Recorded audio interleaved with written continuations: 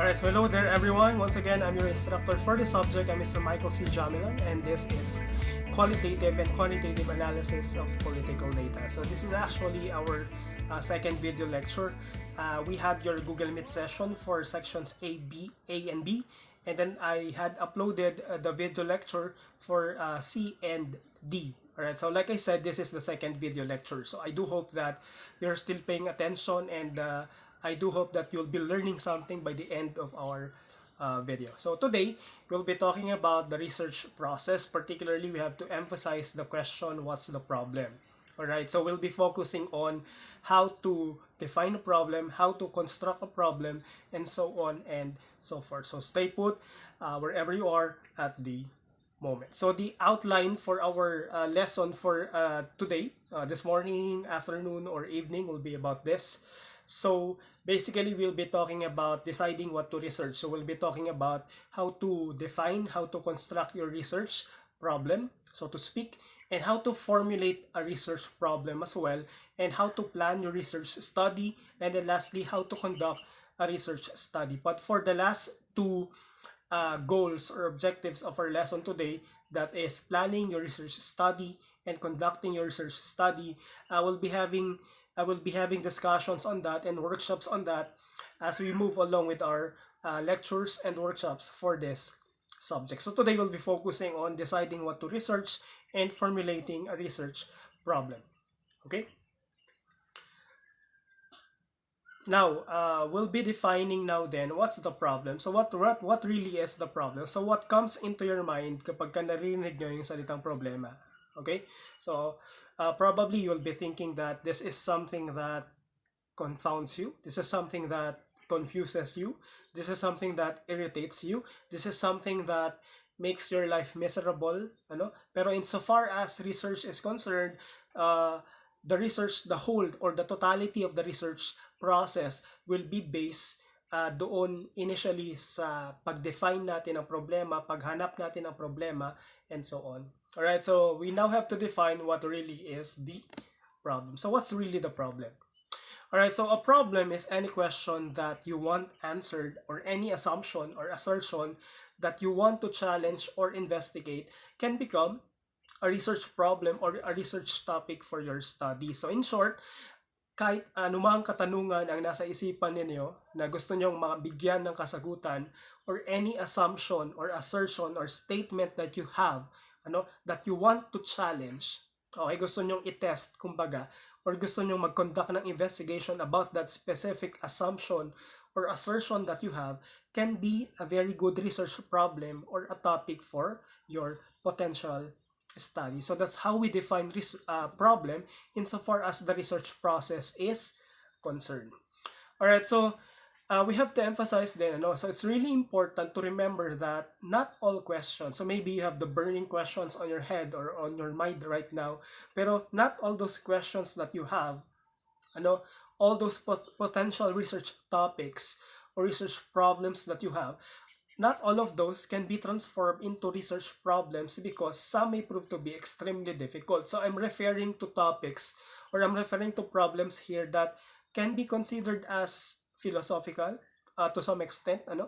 So for example, if in case you want to study about or you want to investigate the question, what is the meaning of life? So if you are going to have that as your research problem or your research question, please bear in mind that it may be difficult or extremely difficult to find solutions for that, because that is something na medyo, sabihin na natin na mahirap talaga or very complicated to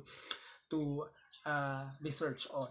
Alright, so be sure that all your questions can be answered eventually when you design already your research topics. Another, so potential research questions may occur to us on a regular basis, but the process of formulating them in a meaningful way is not all an easy task. So we are all bombarded with a lot of questions. So may mga katanungan tayo regarding sa ganito, ganyan. So we may be asking those questions, but yung proseso ng pag-formulate ng mga tamang tanong para mag-arrive tayo sa kasagutan and then later on mag-arrive tayo sa results na based on the right or appropriate questions that we have and appropriate methods that we have. Okay, those are not all easy tasks, Alright, so we have to remember all of this before we begin to construct or at least think of a problem that can be researched by us. So that's the problem. Okay, so like I said, you should spend considerable amount of time in thinking your problems through. All right, so that's pretty much self-explanatory. Okay, so ano ang importansya ng problema? So what really is the importance of a problem? So gaano kahalaga ang problema? Okay, so that's something that may be anti-realistic, so to speak, kasi as much as possible we try to avoid the problem, pero insofar as research is concerned, we should have a problem, and it's very important for us to have a problem initially. Why? Alright, so first, the formulation of a research problem is the first and most important step of the research process.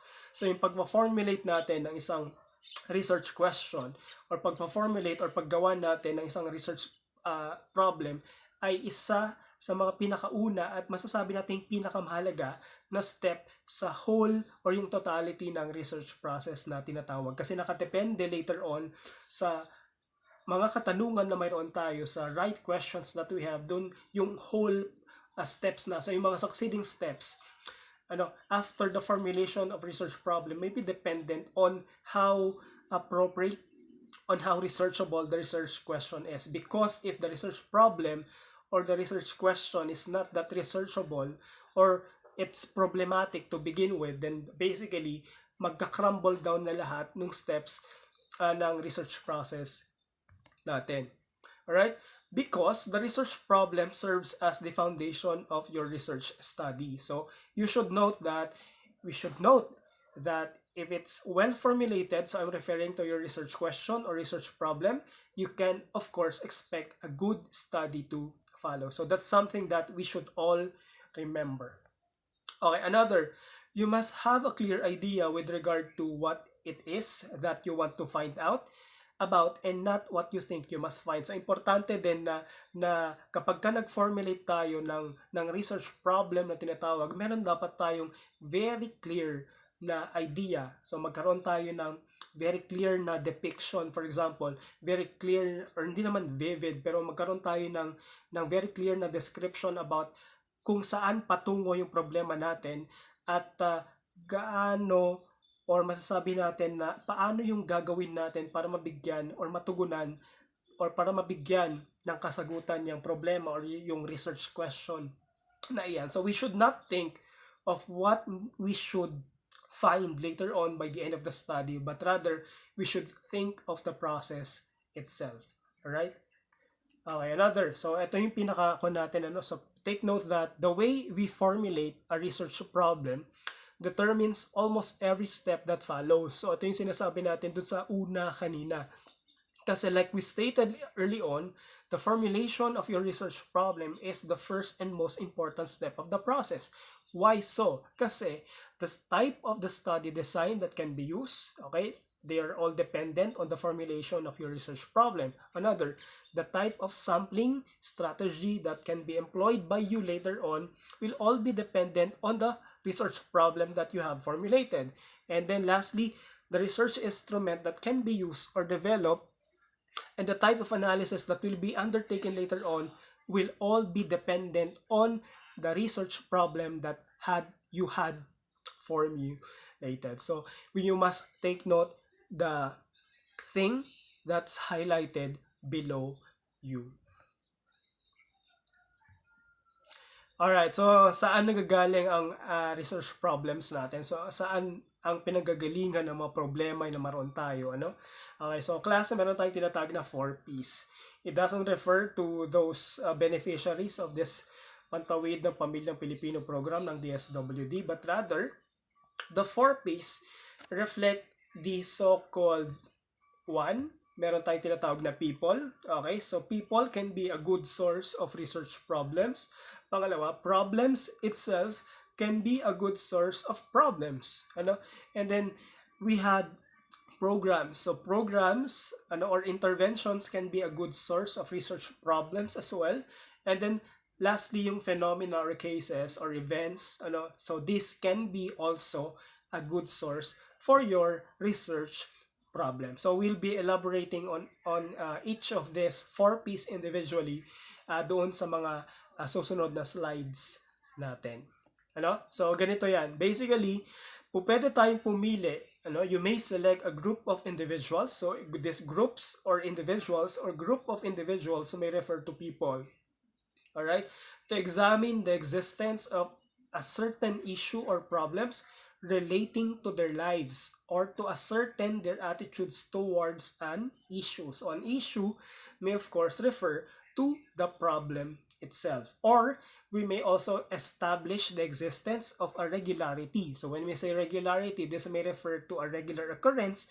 We call that one as a phenomenon. So yung mga regular na observe natin na nangyayari, we call that as the phenomenon. And lastly, to evaluate the effectiveness of an intervention that is initiated or implemented by an LGU, for example, we have that as the program. So makikita natin dyan yung individual or yung assumptions natin or yung masasabi nating descriptions of the types of problems or sources of problem that we can use bilang mga panggagalingan ng ating mga problema o ng ating mga research questions. Okay? Next, so what are these so-called considerations sa pagpili natin ng problema, sa pagpili natin ng research problem? So what are these?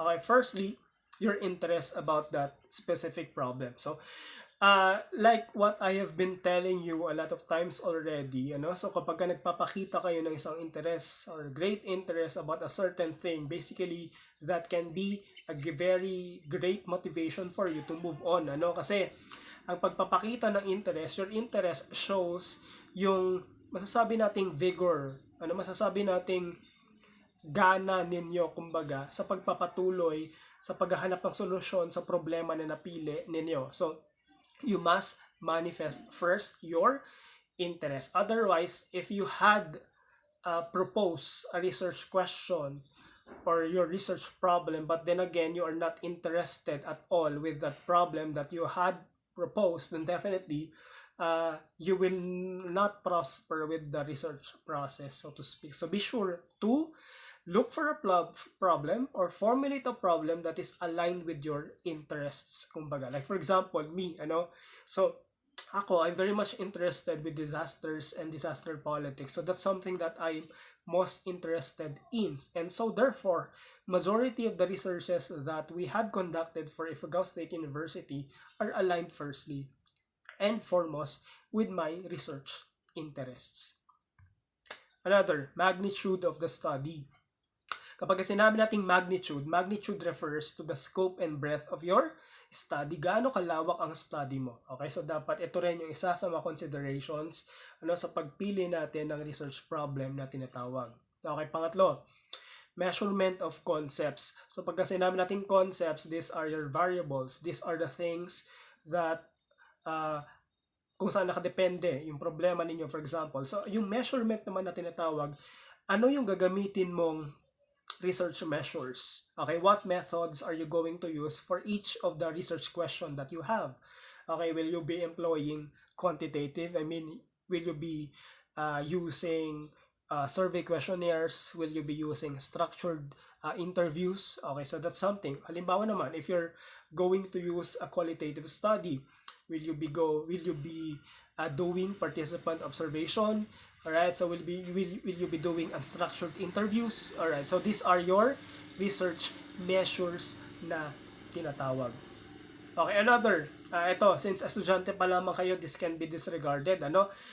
This is also related to the first that we had, your interest. So your level of expertise or knowledge about a research problem that you had chosen, for example, pwede rin natin na i-forgo ito. Kasi mga estudyante pa lamang naman tayo, and then wala pa tayong ganong we know a little about everything, so to speak. So we know a little about something, pero we are very much interested into crafting a research problem in order to solve or in order to look for the results that we had for that problem. So, i-forgo muna natin yan, but then again, your level of expertise, beginner, intermediate, expert level, okay? So, ang importante dito, class, is that you must be interested first with that problem. Kasi later on, mag-manifest naman na yung level of expertise or knowledge ninyo about dito later on. Okay, another, relevance. Ang relevance, this is the importance. Gaano ito ka-relevant? Gaano ito considering the current situation that we have, how is it relevant? So, is it relevant, so to speak? For example, we are in the midst of this COVID-19 pandemic and you are to conduct a study about something that is not relevant to the current situation that we have. So that's something that can be a very great consideration for you when you select a problem. So why not select a problem or pipili ka ng research problem na aligned with the current events or current situations that we are all in right now. Okay, another, availability of data. Okay, so since we are in this pandemic, it's very difficult at least to gather relevant data for our researches. So maski kami, we find it difficult to travel from one place to another simply because of the restrictions that we have because of the pandemic that we are all facing right now. So had the pandemic did not take place, so kapag hindi lang nangyari ang pandemic, then it will be a little less difficult for us to conduct our researches, so to speak. But since we are challenged, of course, by the pandemic, it will be very difficult for us to gather data. Alright, so make sure that when you construct or when you select a research problem later on, make sure to consider yung data sources or yung panggagalingan ng data ninyo later on. Pero don't you worry, we'll be talking about how to collect data quantitatively and qualitatively remotely or online doon sa mga susunod nating discussions. Okay. Lastly, another consideration sa pagpili ng research problem, of course, is yung ethical issues about that. So, we must always consider the ethics of our research, yung issues concerning yung morality or right or wrong ng research problems na kinonsider natin, no? Yung pinili natin na tinatawag. Okay? Next. Alright, so like what I said, ano yung 4 P's? So nabanggit na natin kanina yung people, problem, phenomena, and problems. So we are done at least with capturing glimpses of each of these 4 P's, so to speak. So today, we'll be talking about each of this in detail. So, ano tong mga 4 P's na ito? Okay, so i-consider natin yung dalawang aspects ng study. Okay, first, we have your study population, and then pangalawa, may lang tayong subject area. Alright, so regarding the 4 P's, so we start with people. So ang people, kapag ang sources of problem natin ay yung pinaka-source ng problema natin ay yung mga people or the tao themselves, so we can have a study then about individuals, groups, organizations, or communities. So they can be a good source for our problems, so to speak. So ano yung makukuha natin out of people, out of individuals, groups, organizations, and communities? So we may have this, they can provide us with the required information, or we may collect information from or about them. Alright, so we can conduct the data gathering passively. We conduct it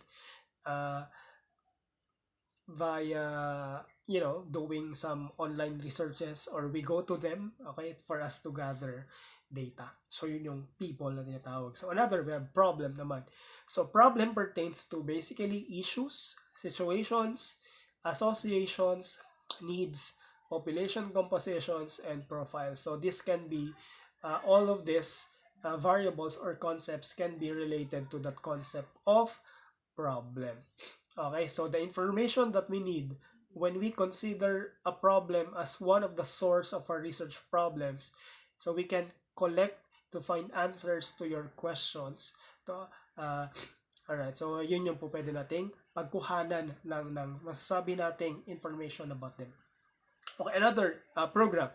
So program refers to interventions. Ano? So another thing about program is that it may refer to contents of the program, structure of the program, outcomes of the program, attributes or characteristics of the program, satisfaction of the people toward that intervention or program, and who are the providers for that intervention or program.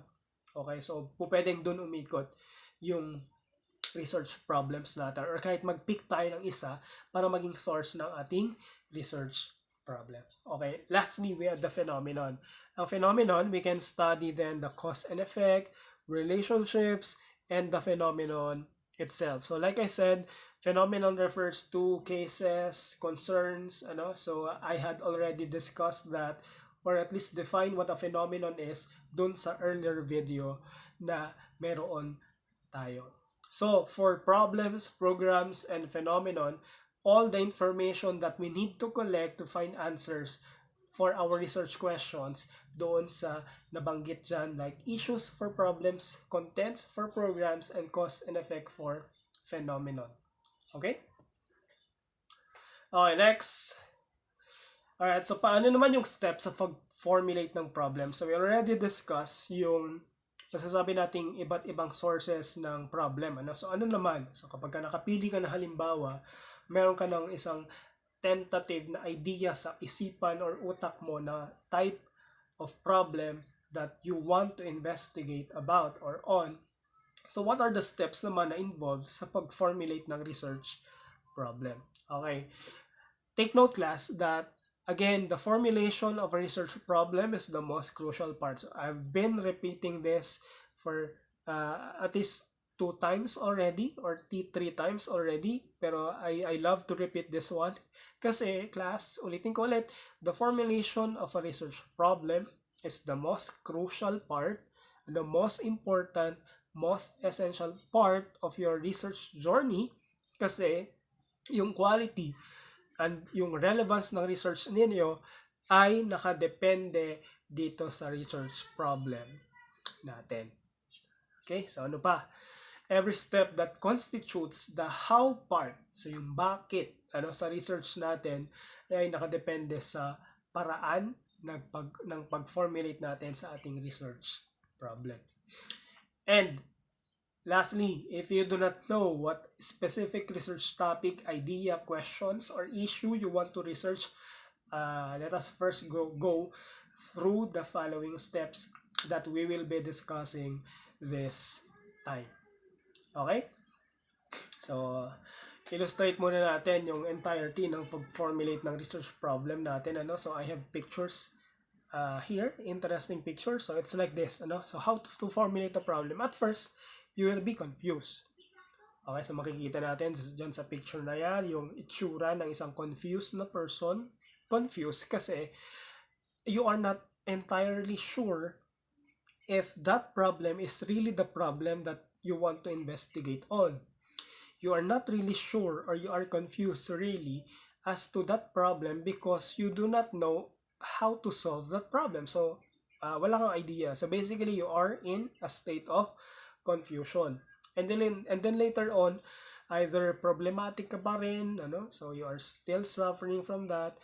Okay? So nagkakaroon ka pa rin ng confusion. So later on, it leads to you being problematic.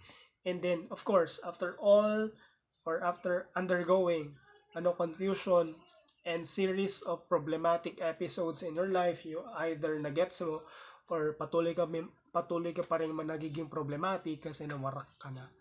Okay? So basically, through these steps that I will be teaching to you, you will not be having this series or you will not suffering, kagaya ng suffering na nakikita natin sa ating slides or sa ating larawan ngayong araw. Okay, so para maiwasan natin ang confusion, okay, problematic episodes, and warak moments, so to speak, let us follow these steps which are derived from a book that I had downloaded online.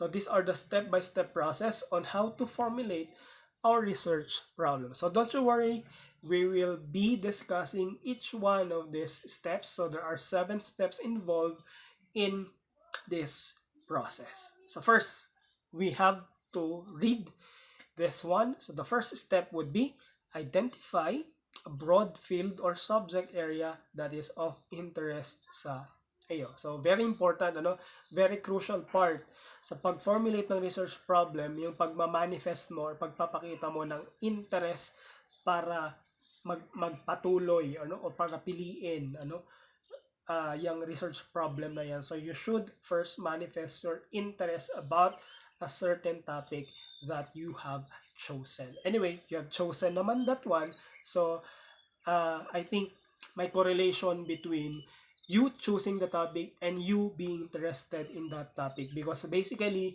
when you've chosen a problem, it is understood that you are interested with that problem. Okay, next, dissect the broad area into sub-areas. So we'll be illustrating that later on. And then third, select what is of most interest to you. Kasi halimbawa, nagpili ka ng isang topic, ang problem dyan is that specific topic or problem that you have chosen, meron siyang masasabi nating mga broad areas pa. So maaari nating i-dissect iyan into sub-areas, and then based from those sub-areas that you have listed or categorized, you can then select that sub-area that you think is of most interest sa iyo. And when you already have chosen that sub-area or area that is most interest to you, that is of most interest to you, then we can then formulate our so-called research questions. Okay? And then,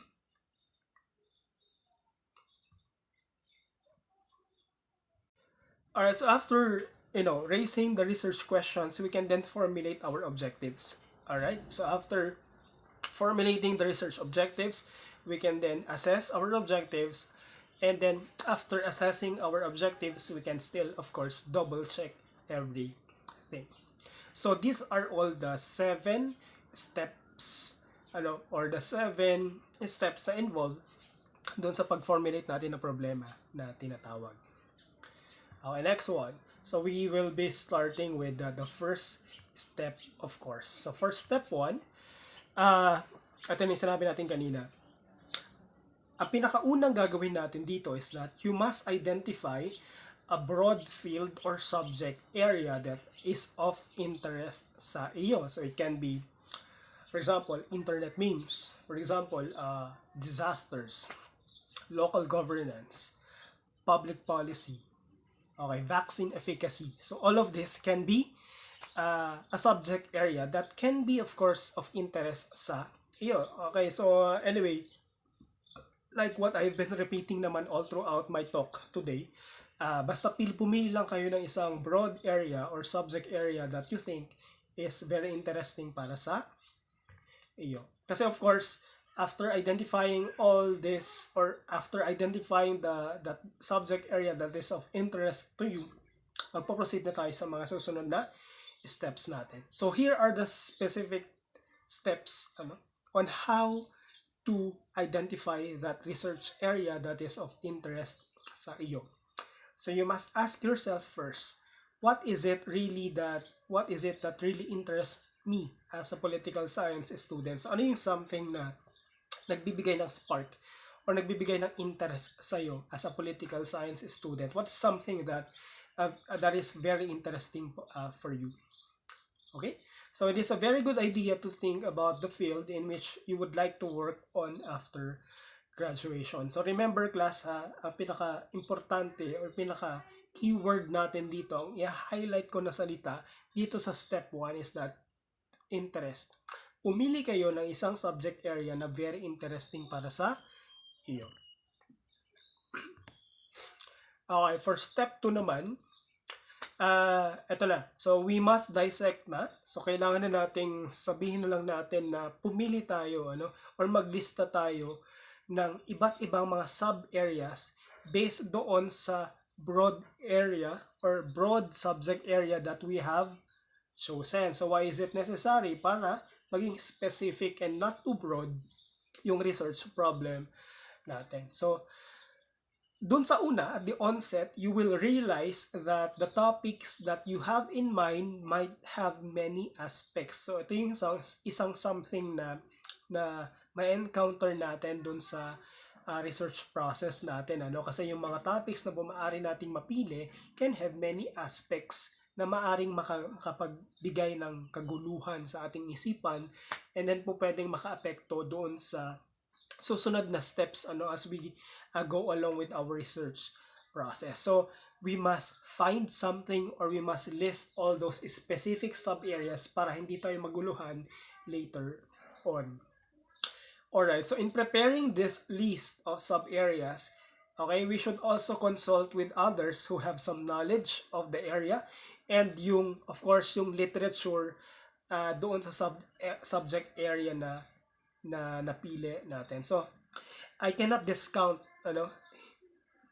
I have to emphasize yung importansya, class, ng pag-gather ng review or pag-review of related literature. So pinakaunang-unang gagawin ninyo kasi, kailangan na magbasa muna kayo ng napakaraming mga references and journals para magkaroon kayo ng idea about dun sa topic na napili ninyo. For example, nakapili kayo ng topic na related sa disaster. So you must read virtually almost everything that has to do with disaster. Pero not all. Pero at least para magkaroon sana kayo ng basic understanding about what disaster is, what are the politics that are involved with disaster studies, so to speak, para mahanap natin yung tinatawag nating research gap.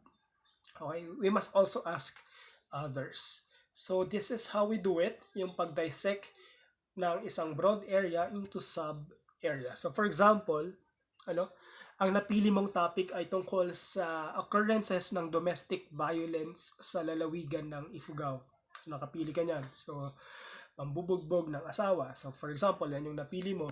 Ngayon, yung sinasabi ko, class, na pagdadissect ng isang broad area, which is of course yung domestic violence in Ifugao, we must dissect that broad area into something na pwede tayo makapili later on ng tinatawag nating specific topic na maaari nating mapili. Okay. So these are the sub areas for domestic violence. So we can list, for example, yung profile of families in which domestic violence happens. Pwede tayong maglista ng profile of the victims of domestic violence, profile of the perpetrators, reasons for domestic violence, extent and types of domestic violence, impact ng domestic violence sa pamilya, impact ng domestic violence sa mga bata or children, services available to the victims of domestic violence, effectiveness of the services provided to the victims of domestic violence, extent of domestic violence in each of the 11 municipalities in Ifugao. So, ito yung sinasabi nating sub-areas na based from that topic that you had chosen, so to speak. For example, yung domestic violence nga na tinatawag. So, this is how you do it. Yung tinatawag nating dissection of a broad area into sub-areas. Alright, for step 3 naman, so, based from doon sa mga sub-areas na nalista natin, select what is now of most interest to you. Okay, so we have to emphasize then na it is neither advisable nor feasible to study all sub-areas. Hindi po pwede, hindi maaari na pag-aralan mo lahat or piliin mo lahat. Kailangan mo lang mamili ng isa at doon mo i-focus ang lahat ng efforts mo. So out of those lists that you had constructed, you must select an issue or issues or sub-areas about which you are most passionate about. So, napaka-importante. Yeah. So, if you're passionate about domestic violence, pero based doon sa sub-areas na nilista natin about that specific topic, maaari kong pumili ka lamang ng isang specific na sub area. So go through your list and delete all those sub-areas in which you are not very interested at all. So pumili ka lang ng naaayon sa interest mo, sa passion mo, yung time na mayroon ka, the magnitude of the study, the measurement for your study, and so on and so forth. So gaya ng nabanggit ko kanina early on sa ating discussion. So you need to continue until you are left with something that is manageable, considering first the available time to you, your level of expertise and other resources, and yung other resources which are needed by you in order for you to undertake or do the study. Okay? So that's the step 3. Now, for step 4 naman, so dito na tayo gagawa ngayon ng research questions. So we must raise research questions na. Okay, so paano? So at this step, tanungin ulit natin yung ating mga sarili. What is it that I want to find about in this sub-area? So ano yung gusto ko na pag-aralan or ano yung gusto kong alamin about this specific sub-area that I have chosen out of the list that I had constructed based from the broad area that I have provided for myself. So make a list of whatever questions that come to your mind, relating to your chosen sub-area. And if you think there are too many to be manageable, go through the process of elimination as you did in step 3. So how many research questions ang possible out of that specific sub-area na kinonstruct mo? You can have 3 questions, 3 research questions, up to 5 research questions. Pinaka-importante kasi dito na i-highlight natin, class, is that kapag masyadong marami kang research questions, then definitely medyo mahirapan ka sa research process kasi marami kang tanong na dapat sagutin at mabigyan ng nararapat na nakasagutan. Okay, so kailangan na depende lamang yung research questions mo ay nakadepende lamang sa kakayanan mo, kakayanan ng resources na mayroon ka, at yung time na mayroon ka in order to fulfill or answer those research questions that you have. Okay, for step 5, we must now formulate the objectives. So, ang objectives na tinatawag natin, so both your main objectives and your sub-objectives now need to be formulated. So, yung objectives na mayroon tayo, these grow out of our research questions. So, ito yung, we have to emphasize yung difference between a research question to a research objective. Now, ang research questions are, of course, obviously, those are questions itself. So, these are expressed into this type of statement called the interrogative. Okay. It ends in a question mark. So, research questions are literally questions. Samantalang, ang objectives naman ay nagagawa when we transform these questions into behavioral aims by using action-oriented words such as to find out, to determine, to ascertain, and to examine. For example, ang tanong natin ay, what are the motives of the Ifugao digital natives into creating and sharing memes? So that may be the research question that we have. Now, we can then transform this specific question into an objective, by removing the what and transforming this question into an objective by inserting action-oriented words. For example, so what are the motives that drive the Ifugao digital natives into sharing and creating memes will be now transformed into to explore or to examine the motives that drive the Ifugao digital natives into creating and sharing internet memes. So, ganun lang kasimple yung pagpa-formulate ng research objectives. So, once again, your research objectives are dependent on your research questions. So, ang difference ng dalawa, research questions are expressed via questions, of course, and it ends in a question mark. Samantalang ang research objectives naman, these are your literal transformation of your research question by replacing the what or how into this action-oriented words. Alright, so that's how you formulate your objectives. Okay, step 6 na tayo. So, ano naman ang involved sa step 6? So, we must, of course, assess our objectives. So, paano natin gagawin yan? Okay. When we examine our objectives, okay, to ascertain yung feasibility o yung sabihin natin yung success rate ng pag-achieve natin ng objectives natin through our research of endeavor. So, we must examine that para ma-determine natin unang-una yung success rate, for example, or yung feasibility or yung probability na magiging successful yung research endeavor natin.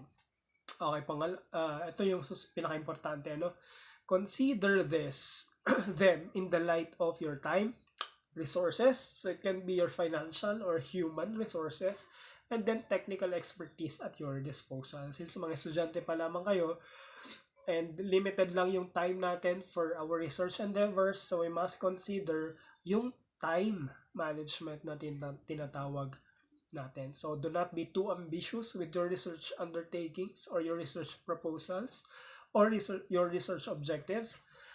Hindi dapat marami ang research objectives mo. Dapat konti lang para manageable din yung time na tinatawag natin. Okay, so last step. So we have step 7. So we have your double check. So napaka-importante ng double check na tinatawag. Alright, so why? Kasi we must ask ourselves here, are you really enthusiastic about this study? Are you still interested with your study? Are you really passionate about your study? Or do you really have the resources? Do you have enough resources to undertake your study? I mean, kapag tatlo kayo, okay, sabihin natin na kapag nag-ambag-ambag kayo, okay lang ba na mag-undertake kayo ng study na yan? So, you must make sure that it can be achieved by all of you. Pangalawa, answer these questions thoughtfully and realistically. So, kapag yung dalawang tanong na tinanong ko sa inyo kanina, are you really enthusiastic about your study? Do you really have enough resources to undertake that study? So, you must answer these questions thoughtfully and realistically. Otherwise, if your answer to one of them is no, then you must revisit your objective. So, balikan mo. Okay? Balikan mo at i-assess mo ulit yung mga objectives na ginawa mo. Okay? So, that's step 7. So, illustrate na natin yung totality ng mga steps na nabanggit natin kanina. So, paano natin i-apply na ngayon itong steps 1 to step 7 sa pag-formulate natin ng research questions and research objectives. I had provided you examples, at least 2 examples, and we will be going to that after this slide. So once again, so pag-formulate natin ng research objectives, your objectives are of course the goals that you had set out to attain your study. So objectives are your goals, so to speak. So, when we formulate research objectives, meron tayong dalawa. Okay, first we have the main objective. Ang main objective, this is your overall statement of the thrust of your study.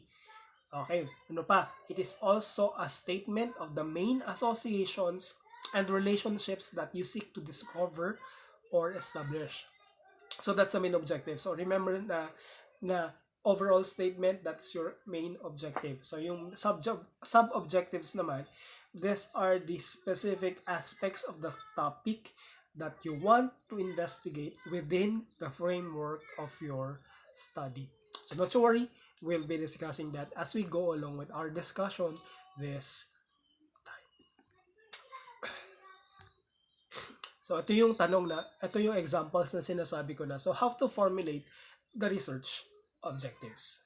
So I had provided you with 2 examples, Alright, so for step 1, 2, 3, 4, 5, 6, 7. So halimbawa, Sa step 1, di ba, nasabi natin na identify ka muna ng isang research problem. Okay, mag-identify ka ng isang problema or topic na interesado ka. So, nilagay ko dyan, alcoholism in Ifugao. Okay, so pumili ka. Ngayon, kapag in-apply natin ang step 2, ito na ngayon yung dissection.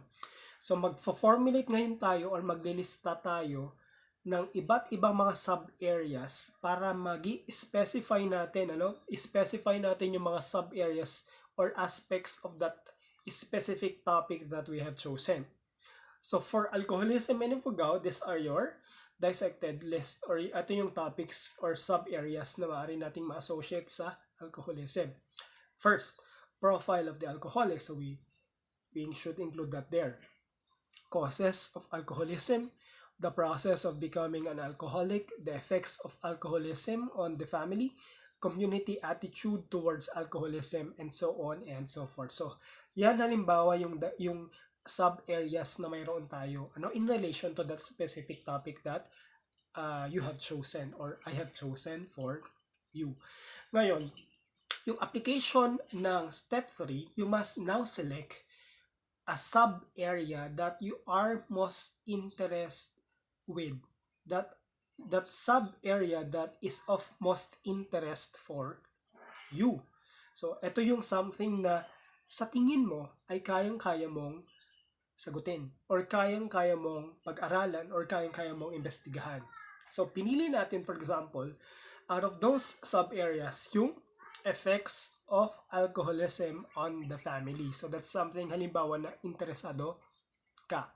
Ngayon, yung application ng step 4 would now be to raise questions. We must now formulate our research questions based on that specific sub-area that you have chosen. Okay, so yung pag-raise natin ng questions is something like this. So your questions can either start with what or how. Alright, so ito yung napili natin, tatlo lang. Alright, so regarding effects of alcoholism on the family, so these are the research questions that I have crafted. 1. What is or are the impact or impacts of alcoholism on marital relations? So, maaring i-formulate natin yan as such. Pangalawa, how does alcoholism affect the various aspects of children's lives? So, maaari nating tanungin yan. Pangatlo, what are the effects on the family's finances? So, ano yung epekto naman ng alcoholism sa pera or financial status ng pamilya na tinatawag? So, this can be possible research questions na po pwede nating i-formulate out of that specific sub-area that we have chosen or that you have chosen. So your questions may either start with what or how, and the type of your question can indicate the methods that you have chosen indirectly to choose for your study. Basically, kapag ka nag-start ang question ng what, that can imply a qualitative method. Kapag ka ang question ay nag-start sa how, that can, imply sort of like a qualitative design or qualitative method. Okay, so dun tayo sa step 6, 5, 6, and 7. So after, of course, raising the questions, ito na, yung pag-formulate na ngayon ng objectives. So, gaya ng nabanggit natin kanina, your research objectives are merely reformulation or rewording of your research questions. So, yung pagta-transform lamang ng research questions and replacing certain words in your research questions into action-oriented words. So, for example, gaya ng nasabi ko, sa pag-formulate natin ng objectives, meron tayong main objectives and then meron tayong specific objective. So, ang main objective natin for that specific topic that we have chosen, like effect of alcoholism on the family. So, determine the effects of alcoholism on the family. So, basically, that's our main objective of the study. And out of those main objectives, we can now create the sub-objectives na tinatawag. So, this is how we do it. Ascertain the impacts of alcoholism on marital relations. So, remember kanina yung first na research question, So, what are the impacts of alcoholism on marital relations? So we had transformed that question into an objective by replacing the words what into an action-oriented word such as ascertain. Okay? Pangalawa, determine the ways in which alcoholism affects the different aspects of children's lives. So ito, again, dependent sa or based ito doon sa research question number 2 na mayroon tayo. Pangatlo, explore the effects of alcoholism on the family. So based again ito sa research question number 3. Okay? So that's step 5. So for step 6 naman, okay, make sure. So ito na yung assessment ng mga objectives natin. At titingnan natin ngayon by when we assess our research or our research objectives, we must make sure that i-consider natin yung work involved, gaano kabigat yung problema, magnitude of the study, the time available for you, the financial resources, your technical expertise, and lastly, yung pinakamahalaga dito, your enthusiasm or interest. Without those enthusiasm and interest, you will not succeed in your research endeavor. Okay? So for step 7 naman, double check. So double checking, of course, again, find out that you are really interested in the study, that you agree or not doubtful with your objectives, that you have adequate resources, and then that you have technical expertise to undertake the study. So, yan na yung application ng step 1 to step 7. Ngayon, kung hindi nyo pa naintindihan yung mga yan, let us again cite another example. So, what is this example? So, for example, for step 1, identify a problem. Okay, so this specific example na pina-flash ko sa screen ninyo, this is actually based from a completed research that we had na ginawa namin. So, for example, ang napili mo na study ay tungkol sa internet memes. Ito yung napili mo. And then for step 2, mag-dissect ka ngayon. So, pipili ka ng mga sub-areas out of that broad area of internet memes. So, for example, you have chosen the perceptions of youth about internet memes. Pangalawa, the implications of sharing memes and political participation of the youth. 3. The impacts of sharing creating memes to the development of socio-political consciousness of the youth. So, halimbawa, yan yung napili mo na sub-areas. And out of those sub-areas, you must now select which sub-area is something that you are of most interest with. So, ito yung step 3, select. So, for example, pinili mo yung implications of sharing, creating memes on the political participation of the youth. So, out of that specific sub-area that you have chosen, gagawa ka na ngayon ng research questions mo. So, ito yung mga nagawa natin. So, out of that. Okay, so what is the profile of the respondents in terms of age, gender, religion, online habits, etc.? That's for question number 1. Pangalawa, what are the motives that drive the youth to actively create, use, and share internet memes in various social media platforms? Pangatlo, how do internet memes engage and influence the youth to directly and indirectly participate in various socio-political issues and discourses? So these are the questions that we had constructed out of that selected sub-area that we had chosen out of those list of sub-areas that we have constructed out of the identified research problem that you had identified. Ngayon, let us go further to steps 5, 6, and 7. Okay, so for step 5, again, this is the formulation now of your research objective. So, papili ka na ngayon or gagawa ka na ngayon ng main objectives mo. So, again, class, your main objectives are merely a reconstruction or transformation of your research question into a statement that begins with an action-oriented word. Alright, so ang napili natin na topic ay implications of sharing, creating memes on the political participation of the youth. So if that is chosen by us or by you as the sub area that you are most interested with, then we can have that one as our main objective for our study. So we can reflect the main objective as such. Explore the implications of sharing, creating memes on the political participation of the youth. So gagawa na ngayon tayo ng specific objectives out of the research questions that we had done. So class, yung main objective natin ay depende doon sa sub-area na pili natin or basically sa research title natin. So yung specific objectives naman based ito sa research questions natin. So for example, ang tanong natin kanina is what is the profile of the respondents in terms of age, gender, religion, online habits, etc. We can transform that question into an objective when we transform it as such. Determine the profile of the respondents in terms of age, religion, gender, and online habits. So madali lang, di ba? Tapos yung pangalawa naman, identify the motives that drive the youth to actively create, use, and share internet memes in various social media platforms. Pangatlo, explore how internet memes engage, blah, blah, blah, blah. So, parang ganun na yung ating objectives.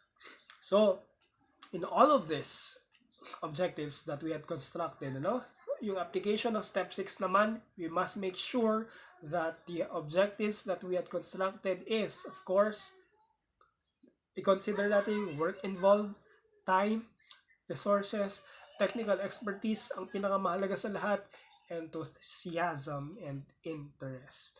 And then step 7, double check tayo. So, hindi na ako magbibigay ng pangatlong examples. I hope na gets nyo na kung paano mag-formulate ng research objectives from step 1 to step 7.